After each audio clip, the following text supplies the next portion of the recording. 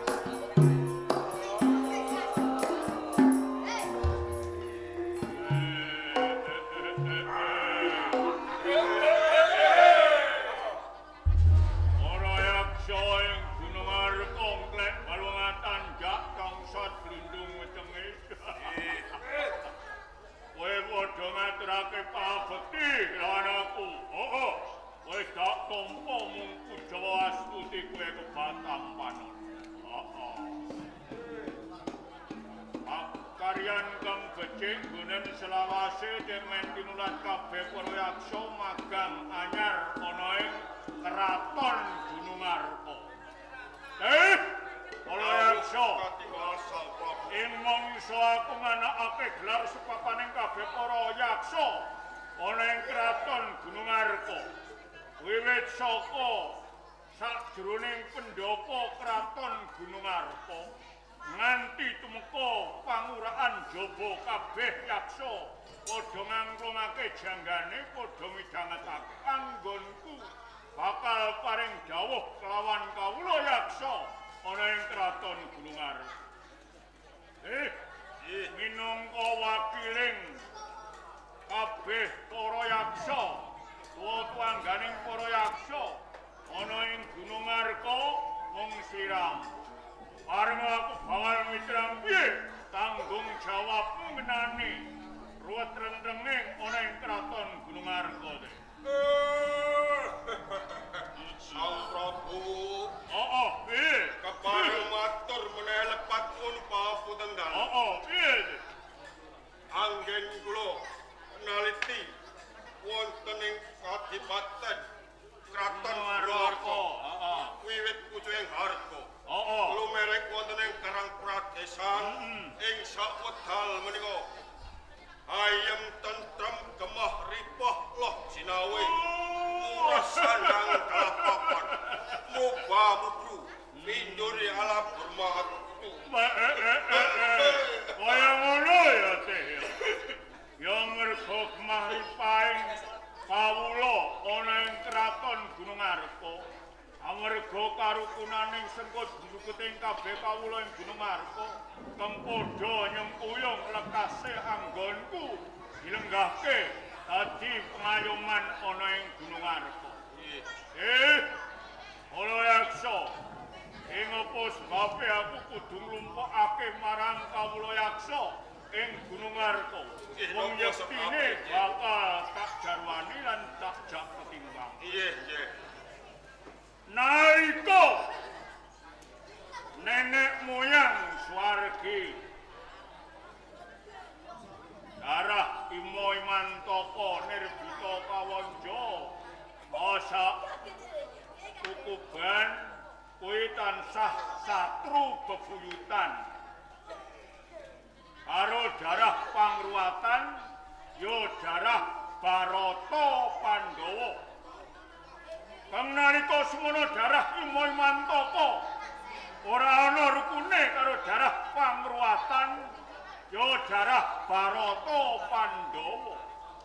Nanging darah para Barata Pandhawa darah ing parikesit kang wis tumurun ana ing Praja Pamenang ana ing Kraton Pamenang. Sapa sing jumeneng pengayoman ana ing Pamenang ora liya Sri Aji Jayabaya. Nalika semono tapes-tapes tanpa tilas kabeh wedrah saka praja Imantaka dientekke karo darah Barata Pandhawa ya darah pangruwatan sing saiki wis tumurun ana ing Pamenang. Darah parikesit kang jejuluk Sri Aji Jayabaya. Kang nalika yang buyut peperangan Rama dalem peperangan kelawan darah pangruwatan rumangsa ora ana sing ketinggalan kabeh padha tapes-tapes tanpa tilas temekaning pati jegabah depane lemah mati pani bumi. Lho, nalika semono aku pancen isih cilik. Nanging aku isih iko kae aku melu. Wandawala Pati kelawan wong atua. Indra Walika. Rama Prabu Indra Walika tungkaning pati. Nanging aku ora dikatutke dosa kaluputanku. Aku dipek anak angkat. Kelawan Sri Aji Jayabaya merga karepe aja nganti diteruske anggone perang ing antaraning darah Barata Pandhawa darah Pangruwatan lan darah Imo Imanto. Nanging sakwise aku diwenehi kanugrahan dadi raja ratu ana ing Gunung Arka, aku isih eling wong tuaku. Ujaring Kandha saur kukilaning kukila padha ngandhak aku. Aku jumeneng dadi pengayoman linggih jigrang sela tumpang mangan ora kurang sanjang ora cingkrang. Nanging nggonku dadi pengayoman ancek-ancek batang. Nggih, menika lur. Nggih. Ancek-ancek wangkene wong tuaku Rama Prabu Endra Walika. Rawuh kadiwasan. Rening aku wis kancet tataraning kadiwasan yen aku ora bakal mbules budine wong tuaku jeneng aku iki anak lanang menika ngerti bebudene nggih wong tuwa. Lah, tak karepe rening wis klumpuk kabeh kawula ana ing Gunung Arka sedya karepku aku bakal mudi tuwa sak patine wong tuwaku teh.